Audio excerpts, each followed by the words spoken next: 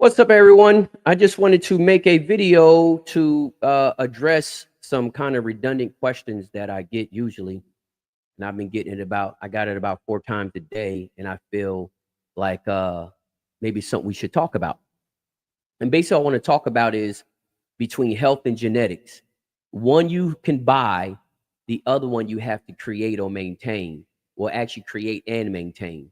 Um, and I'm saying that because a lot of the conversations that's being had all over social media, a lot of times in person as well, not just on social media, but a lot of times in person, everybody pretty much just talks about genetics, brood pen, the quality of the rooster, the quality of the hen, how much, how many, what's the winning percentage, what's the size of the bets, everything else. But I hardly ever hear anybody have a conversation just about health. Um, so so what I just wanted to share tonight, and hopefully, I'm just trying to see here. Hopefully, the information that I share can kind of help y'all guys out, just on my perspective.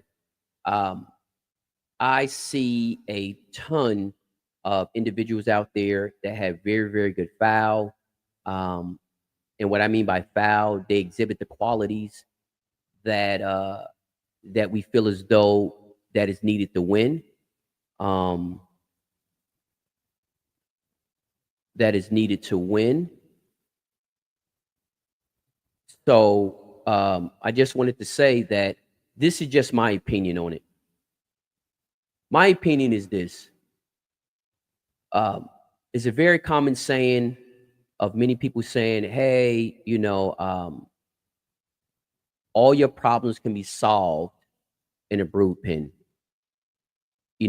All of your characteristics are from your brood pen."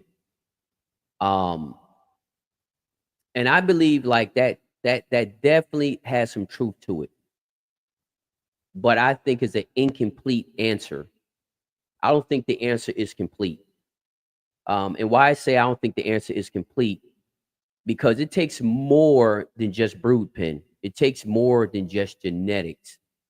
To me, health and genetics work hand in hand.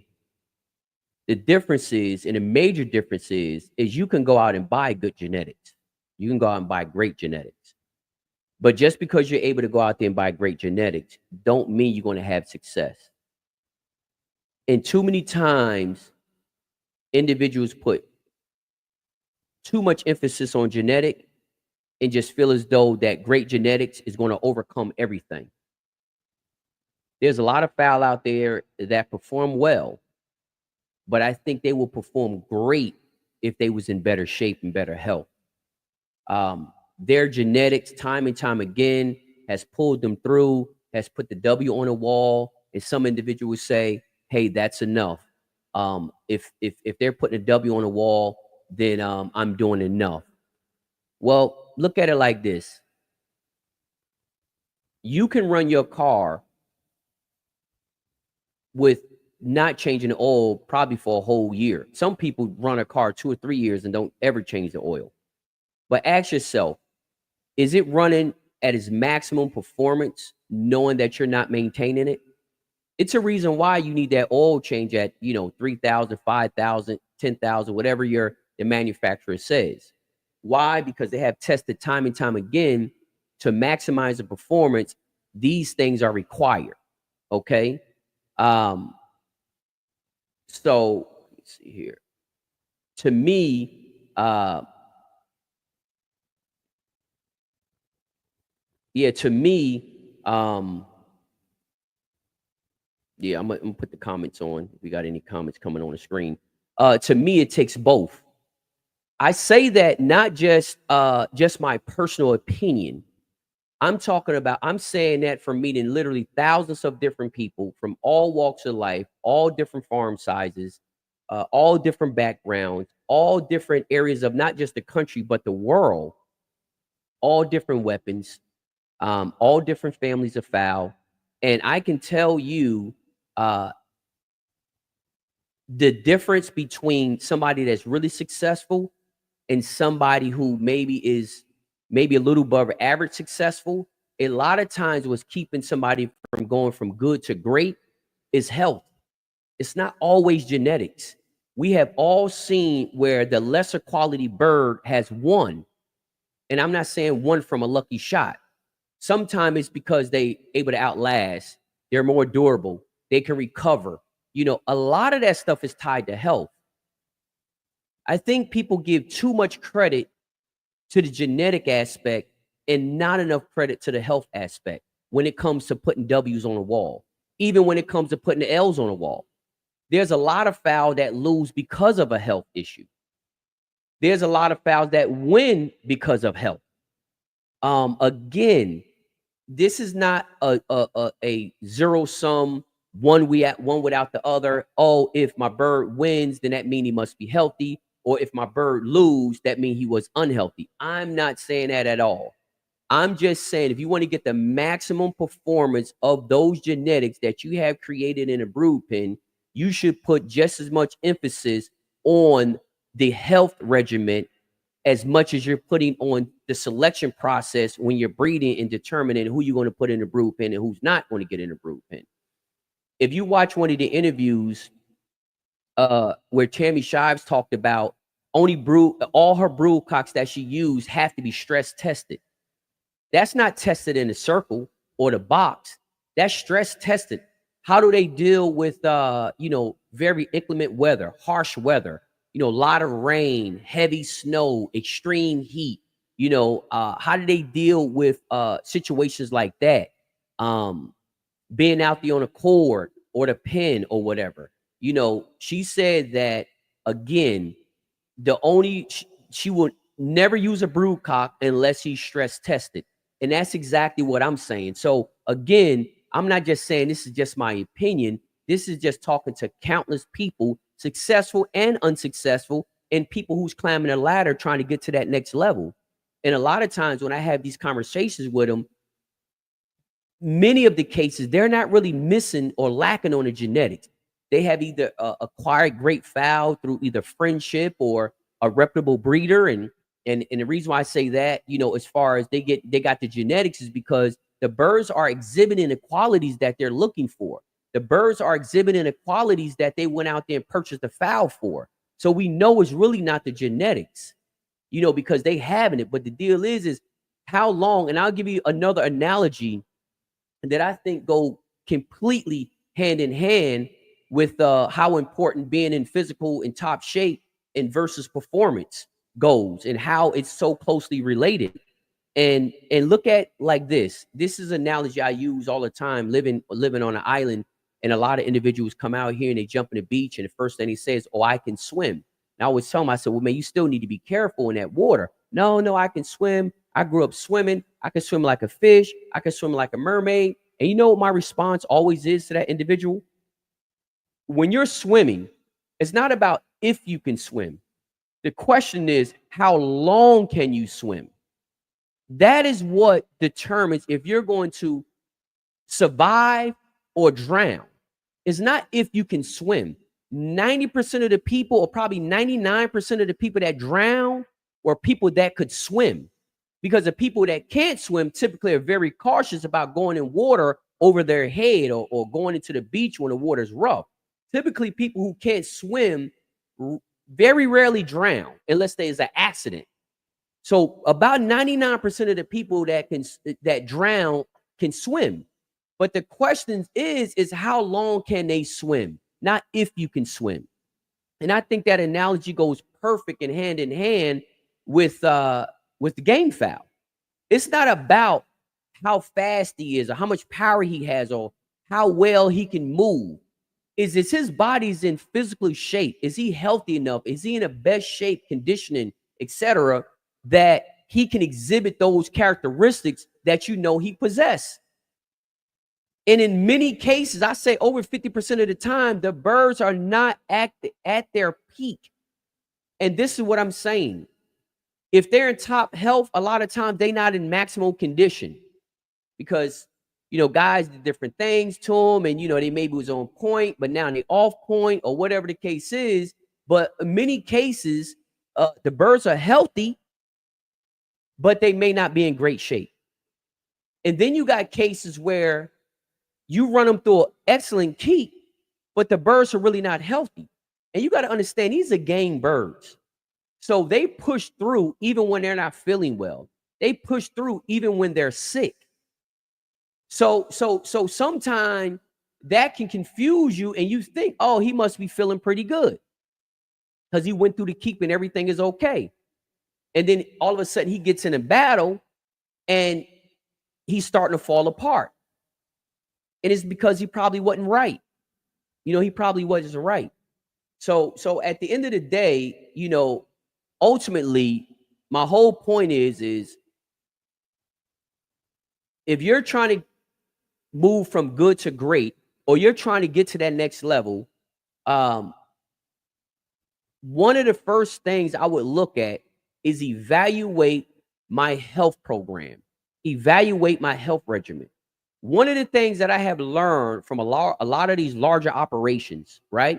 And I know guys got a lot of negative stuff about the quality of fowl that they produce, and if they're game, or if they're peddlers, or if they're this, or if they're that. Besides all those negative things, when you go to a lot of these larger operations, they have a solid health program. I see guys struggling to keep 50 birds healthy. And then you go to a place where they can keep 2,000 healthy. You literally telling me there's nothing you can learn from that person?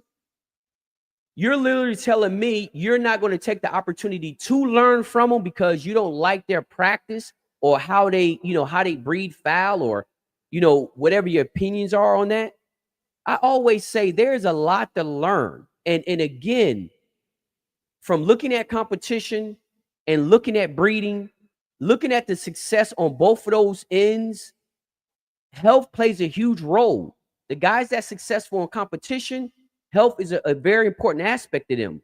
Guys who just breed and don't compete, health is a very important aspect of them.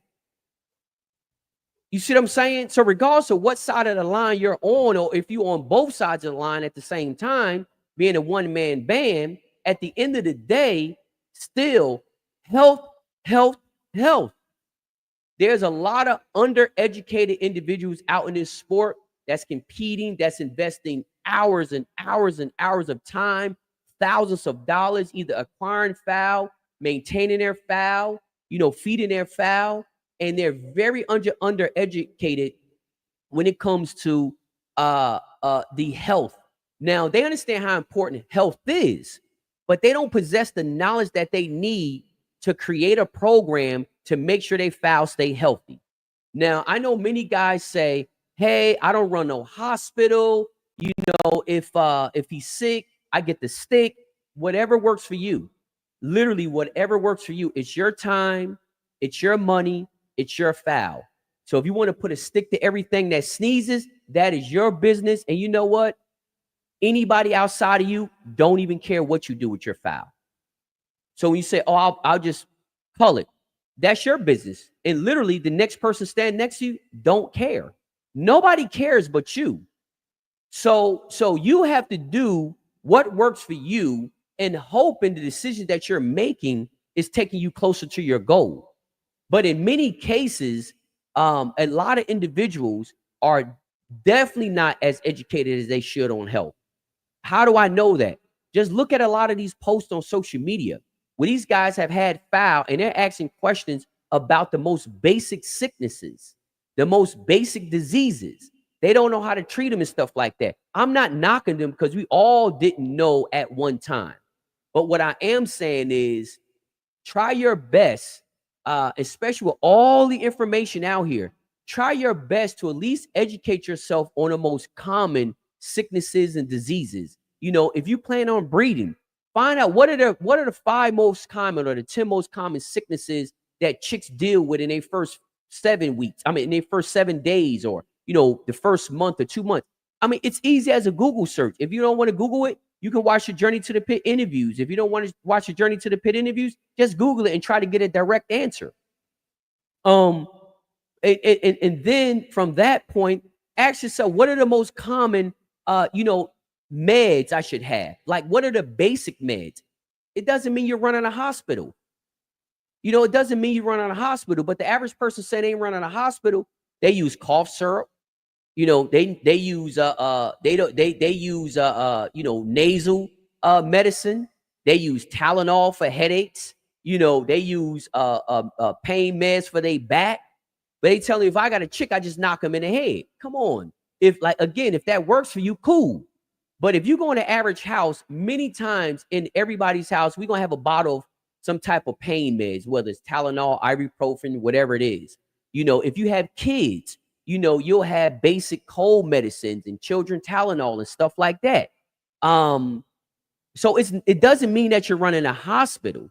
It means that if you don't went out here and you spend 1,500, 1,800, whatever on a trio and you breed them, and are you telling me you don't want to assist your chicks at the beginning to overcome something that's very maybe minor or minute? Maybe you don't. Maybe say, hey, I just let nature take its course. Again, nobody cares. If that's what works for you, continue on doing it. But if you're one of those ones that say, hey, listen, I spent a lot of money on this trio, or this is a very important breeding to me. I want to try to increase my chances of the survivability of these chicks. Then try to find out what is some of the basic. Again, I'm not saying fill up a medicine cabinet, but what are some of the basic antibiotics or stuff like that I should have? What's the basic meds I should have? So it's just something to think about. You know what I mean? Coxy and stuff. Like guys are like, oh, I don't run a hospital around here. But a lot of them use Coxy meds.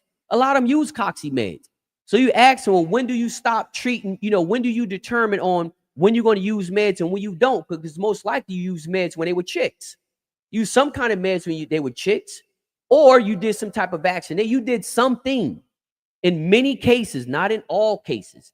So this is just out here talking to the individuals out here that's maybe new to the sport or want to go to the next level. I just want to share from my personal experience in the hope that it would help the individuals that find the information helpful, and the ones that don't, scroll on past.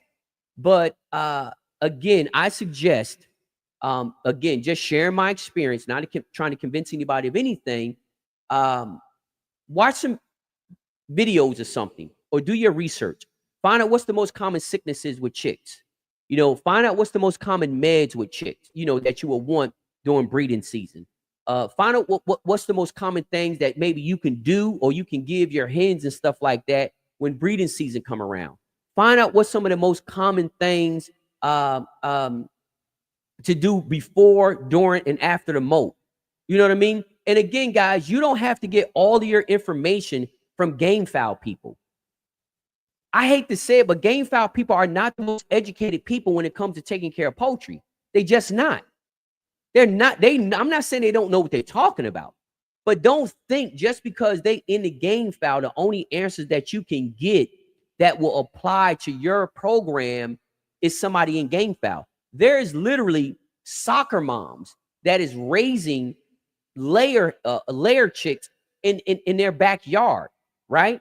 Little backyard breeders that know more about health than I know. I have talked to some guys that have been in this sport 20 years. And I talked to some soccer moms that got a backyard, a little backyard of less than 20 laying hens and one rooster and some laying hens and a couple other exhibition fowl back there that is deeply understand health. So don't be ashamed or don't be afraid or anything like that to gain your knowledge on health outside of game fowl community. There is so much you can learn. I talk to individuals that worked in poultry houses. I talk to veterinarians that work for poultry houses. You'll be amazed of the information that you can get from them when it comes to health. So don't be afraid to spread your wings. I'm saying that, you can go as deep as you want down a rabbit hole. That's totally up to you, because again, it's your time, it's your money, and it's your fowl. You don't have to do any research. That's your business. I'm just saying, for anybody out there, there's a lot of guys that have very high quality genetics in their yard, and they are never able to maximize those genetics because they do not have the knowledge that's needed on the health aspect when it comes, excuse me, when it comes to foul. Hold on one second. I'm sorry.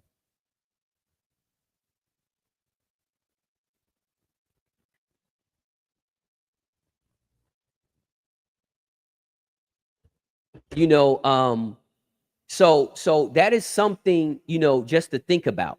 Again, it doesn't take a lot of time. It's not going to draw you away from your normal social media binges and stuff like that. You take 30 minutes a day. You take 30 minutes a day, and that information is out there. You can use all of this artificial intelligence. Believe me, it is extremely, extremely smart. Extremely smart. Um, so it's just, again, just a little tidbit that individuals out there can use, that I think, and I totally feel that you can take your game to the next level, regardless if it's competition or if it's breeding, whatever it is. Really buckle down. And you know what? Even if you've been doing it for 20, 30 years, do a refresher course. Science change. What they learn change. Different types of treatments change. Things change. So just because you've been doing it like this for 30 years, it does not hurt to look into, how they treating Coxie now, or how they treating Coryza now. It doesn't hurt. It doesn't cost you anything. You don't have to buy that information. It doesn't cost you anything. Don't be stubborn. Don't be stubborn. Don't be prideful. That's just my suggestion. Don't be stubborn. Don't be prideful. Don't get stuck in your ways. Don't stop learning. Go out there, and like I say, it's right at your fingertips on that phone that you're watching Facebook on. It's right on the same phone. You can go right in there, and just, again, because there's a lot of stuff that can be learned today that guys didn't know 10 years ago, 20 years ago, 30 years ago. Also, too, and the reason why I say that, why you should always try to just kind of always peek and try to keep a little up to date on things, because, guys, all depending on where you're located in this world, you may deal with different types of sicknesses and stuff like that that other people don't. You might live in a state that say, like Louisiana, where you probably need to vaccinate for everything because of the climate there. A lot of humidity, a lot of gnats, a lot of flies. You see what I'm saying? But if you live way up in Michigan or something like that, where it get freezing cold, you may not have to deal with that. So again, that's why it's always good to try to tap in. Try to tap in, and don't always just take random advice, because, again, a guy growing up, up there in Michigan saying, "Oh, you don't need to vaccinate, or you don't need to do this, or all I do is do that." He may not be ever dealing with any of the issues that you're dealing with down in Louisiana. He may not be dealing with the issues that we deal with out here in the Caribbeans. He may not be dealing with issues that's very common in Philippines, Vietnam, Colombia. Again, and they can have the same type of foul you have. So again, just don't be stubborn. Don't be narrow-minded. Don't feel like the only way you can learn something, it got to be from a game foul guy that won all of this and won all of that. It don't have to be that. The information is right at your fingertips, right on the same phone that you are on social media with every day. And I'm telling you right now, that is holding a lot of individuals back. And that is what is separating a lot of these guys from achieving their goals. And many of them think it's just buying more genetics. Buying more genetics. That's like the number one thing. When a person is not achieving their goals, the first thing they do is buy different genetics. Y'all guys know I'm telling the truth. That's the first thing they do, is buy different genetics. Look at a lot of these seasonal cockers that's only coming around when season's in. They're not focused on health. They rely on somebody else to do all that, and then they pop on in when the season starts and try to give them 3 or 4 months of care out of 12 months. We all know people like that. We all know people like that. So, like I say, at the end of the day, it's not costing you anything but some time. We have made many, many interviews on this stuff. I tell individuals, because again, when you call me and ask me a question, a lot of guys was like, "Oh man, he could have just gave me an answer. He's acting like a butthole or whatever." No, I'm not. Take the time to watch the interview and get the answers that you need. Because in the process of doing that, you may learn something else in the interview that you had no intentions on even going to the interview to learn. I'm not directing people to those interviews so they can buy, foul, or do business with those guests. No, just go in there and get the information. I'll give you another example. Again, just like the example about Tammy. She said, "Hey, listen, I stress test my brood cocks. Before I determine if they can be a brood cock or not, I stress test them." Guys are like, "Well, what is a stress test?" Go back and watch the interview. She'll tell you what the stress test is. It's not costing you nothing but a little bit of time. And then you can apply that to your program if you see fit. If you don't see fit, then hey, it didn't cost you anything to listen to it. Same thing when I interviewed Rick Hurst on his second interview. Don't be like, "Oh, I don't want to watch that interview because I don't like Rick Hurst or whatever." What the information got to do with if you like him, dislike him, or if you want to do business with him? Just go watch the interview. I asked him that question. What do you think are the basic meds you should always have on hand if you have chickens? I didn't say if you got 1,000 chickens, 2,000 chickens, 500 chickens, or 5 chickens. I said, what are the basic meds you think you should have on hand if you have chickens? And he lays them out. And he tells you why. And I think that's very important. Why? Because I learned from a veterinarian of the University of Alabama, where she was saying that there is sicknesses that you deal with when you got 500 fowl that you wouldn't deal with if you only had 50 or if you only had 100.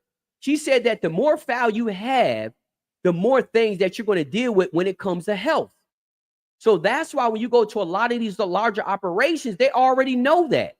So that's why they got a strict health program. That's why they got a biosecurity program. Some more stringent than others. All of them got their ways set up. Everybody's a little bit different, but it's something that you can learn. Because 99% of them did not start off with 1,000 roosters on their yard when they got in the sport. Many of them started out with 10, 20, 30, 40, 50, 60, 500,000, 2,000, whatever the case is. So they know it. But one of the things that I see with them is they're constantly trying to stay updated on not only just like new meds, but new sicknesses, new ways to treat things, all kinds of stuff, because it doesn't cost anything but time. It doesn't mean you got to go out here and buy all of this stuff and try it, but it just means is you can kind of stay up to date on what's going on. So again, it's just really something, it's really something to think about. It's something to think about because I see a lot of guys that foul have all the characteristics that we look for, but they fall apart. They fall apart. And I have seen it in every weapon. They fall apart. I can 9 out of 10 times look at something saying he doesn't look healthy. He doesn't look healthy. And maybe somebody who's less experienced can't see it unless it's extreme. It don't have to be extreme for me to look at it and see that I don't think that bird's 100%.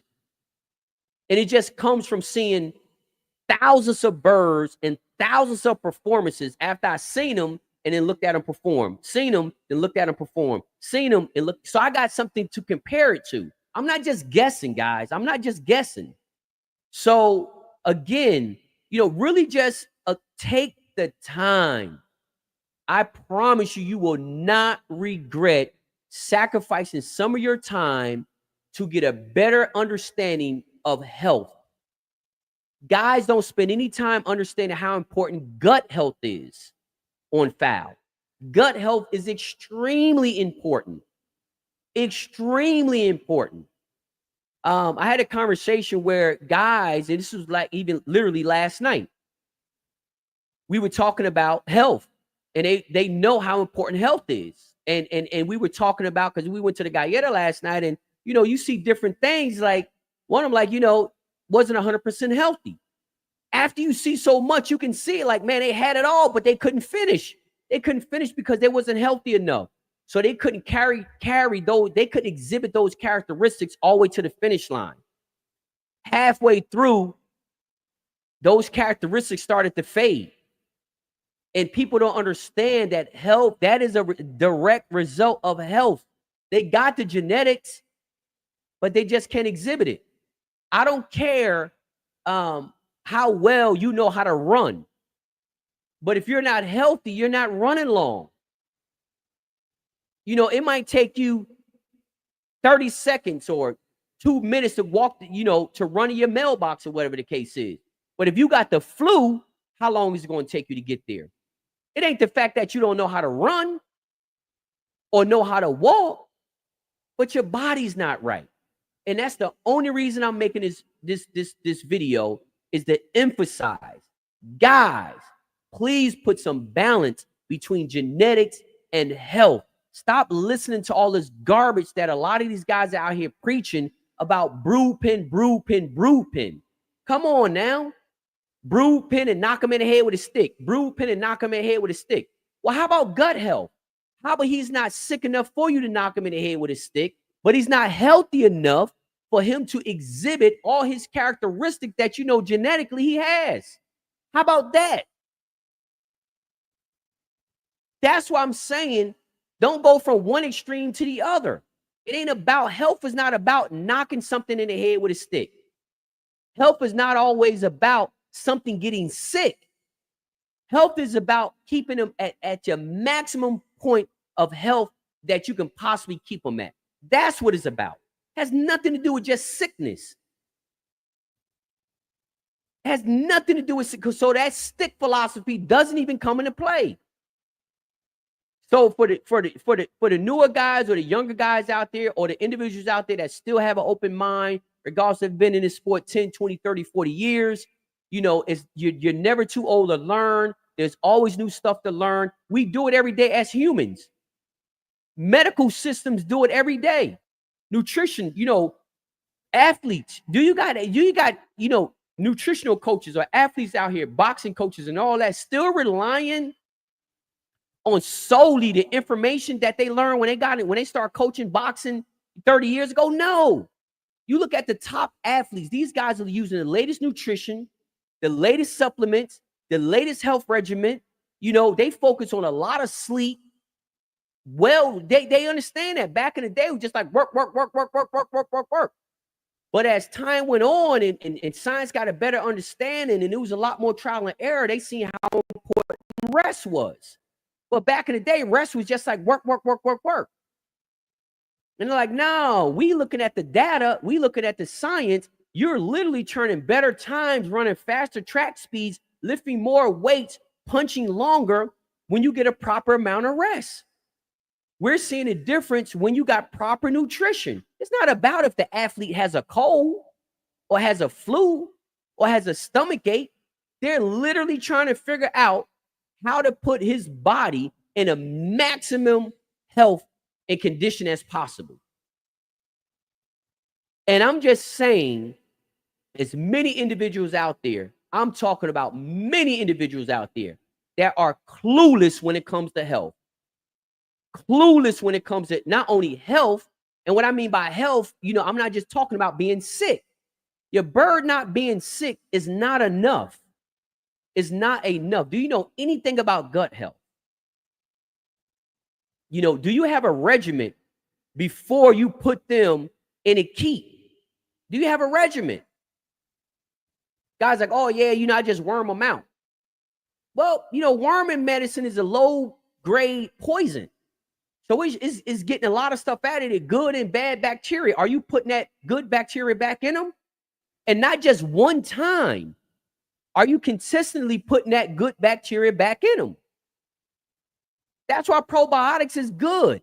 You don't need to just give them probiotics just after you worm them or just after any kind of antibiotics, because antibiotics is killing everything in there too.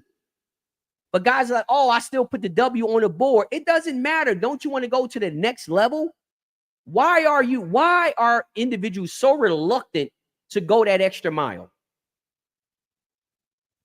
What's up? What's up, everybody? Don't look like we got many in this chat, which is fine. The video will be up. What's up, Peter? So I'm just saying, go the extra mile. It's not going to hurt to go that extra mile. To try to make sure that your fowl is in optimum, not only health but also condition, physically conditioned. How does his muscles feel and stuff like that? He doesn't have to have a cold to have mushy muscles, to be feeling like a wet rag. He doesn't have to be sick to feel like that. But you know his body's not in optimal condition. So if you take anything away from this video, and I can harp on this over and over and over, and guys might think I'm being redundant, but I'm not being redundant when 80 or 90% of the people out here don't have the slightest idea about game fowl health. They think all they got to do is throw feed to them, give them fresh water, and worm them. And then all of a sudden, they out here trying to compete. Don't know how the body should feel. They all on social media, asking strangers who ain't never seen their birds, ain't never felt their birds, asking them, well, how should he feel? How should he feel? How should he feel? You should know how he feel. You should already know how he feel. But many guys don't. So they just go out there and gamble. That's all it is. And they don't get the results. And then they think when they don't get the results, they go out and buy more genetics. We see it all the time. Every time somebody wins a big show, he sells out for the next 2 or 3 years, guaranteed. Guaranteed. He sells out the next 2 or 3 years, guaranteed. He's selling out. Right? But that same individual that won this year, see if he win next year. Most likely not. That don't mean you go out in your yard and get rid of all them foul. So again and again and again, I don't know how many times I could emphasize it, but guys will go out here, spend money on trios, spend money on entry fees, and then try to shortcut on wormer, try to shortcut on feed, try to shortcut on supplements. If you decide to give supplements or not, feeding a whole bunch of culls or birds they shouldn't even be feeding in the yard.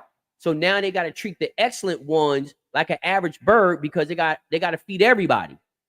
So now they're stretching their resources amongst everybody when they should be concentrating their resources on the great ones and don't even have the ones that's less than their standards even on the yard. Everything on the yard should have a purpose. We talked about that also too last night. A lot of individuals got way too many birds on their yard. If you're out here trying to look for a discount on feed, a discount on worm or medicine, a discount on supplements and stuff like that, you got too many birds. You literally got too many birds. That's like going out here trying to buy a foreign car that the engineers is telling you the most efficient way to get the performance out of this vehicle is to run premium. And you got people that's going out there buying foreign cars and like, oh, well, I'm going to just put regular gas in it. Will it run on regular gas? Of course it will run on regular gas. Just like a sick bird can still win. But the engineers have done hundreds, if not thousands of miles of driving and testing on those engines and on those cars and determining what gas gives you the maximum amount of performance out of that design. And if they determine it's premium, it's a reason. They're not making money on the gas. They sold you the car. They're not making money on the gas. So what is the emphasis of them telling you to burn premium instead of regular? Because they have tested that product, that engine, and they know to get the maximum performance out of that engine, you should burn premium. They never said it could not run on regular gas. But then you got individuals that's pouring all their money in the vehicle, and then they got to run around here and burn regular gas in it. That's the same thing I see in foul. Guys go out here and spend $1,500, $1,800 on trios. Now they're around here hitting everybody's message box trying to figure out who got the cheapest meds, who got the cheapest worm, who got the cheapest supplements, who got the cheapest probiotic. Everything is cheaper, cheaper, cheaper. They spent $1,800 on a trio, breed them, and now they're trying to find a bargain on everything for the offspring. Don't you want to get the maximum amount out of that offspring that you just went out there and spent all that money on a brood stock? Some of us in this sport got it backwards, literally got it backwards. If you get a foreign car and you maintain it the way they tell you to maintain it, and you put premium gas in it, 9 out of 10 times it's going to outlast the same foreign car that the oil is not being changed. They burning regular gas in it. I promise you. That one that's being maintained the way the engineers and the manufacturer tell it needs to be maintained typically will last longer than the one that's not maintained. We all know this. We all know this. Nobody wants to go buy a vehicle and we know the person that had the vehicle never changed the oil. We don't want to put our money into that. But in game fouls, like we lose all common sense. We'll go out here and bet 2, 3, 4, 500 on a bird that got worms. Guts ain't right. Body don't feel right. But they'll bet 500 on it. And you tell them, hey, man, you probably need to worm that bird, run some probiotics in him, give him a broad spectrum antibiotics, get all that bacteria out of his gut and start on over. You can't convince them to do that. But they'll dive in 2 seconds and bet $200, $300, $400, $500 on a bird with worms. It makes no logical sense. It literally doesn't. Would you get on an airplane knowing that they never took care of the maintenance on it? Think about it. How would they say, oh, well, you can go over there and fly on that plane, but the ticket is $100, but they don't maintain the engines. They don't change the oil in those engines. They don't do the maintenance on it. You ain't going to get on it. You don't care if it's cheaper. You ain't going to get on it. No different than you going out there buying it. But, guys are out here betting on birds. That's not even healthy. It makes no sense. So if you want to increase or take yourself to the next level, focus on health. It does not mean you forget about genetics. It does not mean you don't go out there and buy that trio. It does not mean you don't go and try to hunt down the best genetics that you can afford. It does not mean that. It's not a trade-off. It's not if you're going to do one, you can't do the other. It's not a trade-off. You literally can do both. You can have super healthy fowl that has awesome genetics. You can do both. If you can't do both, then you're just giving away your money. That's the fact of the matter. So I hope, in this video, it brought some value to somebody out there. But like I say, it doesn't cost you much to get those birds healthy. If you see yourself struggling and having to buy cheaper feed or buy cheaper wormer or buy cheaper probiotics or buy cheaper meds or buy cheaper supplements, or if you find yourself having to cheap everything, you have too many birds. You have too many birds. There's some greats out here that never had 500 or 1,000 birds. But the ones that they did have, they took really, really good care of them. Really good care of them. You got guys out here that have 25 birds and do very well. Do very well on their level. They do very well, better than people that got 5 times more birds than them. So that's what I'm saying. More is not always better. More is not always better. Take the time. Watch the Rick Hurst interview. Not to buy products from him or if you like them or not. Just watch the interview. It's a wealth of health knowledge in there. If you don't want to watch the interview, then go ahead and get on Google. There's a lot of information out there. There's a lot of universities out there. The University of Kentucky Poultry Extension Program. I watch their podcast all the time. It is a ton of solid information on there. Those people are not game foul people, but you can sure learn a lot from that podcast. You can learn a lot from that podcast, and it doesn't cost you anything. So there's no excuse. There's no excuse. So I'll leave it at that. Y'all have a great night. I hope this information is helpful. If it is, share it with somebody that you know, and I'll talk to y'all guys the next time around. Y'all have a good evening.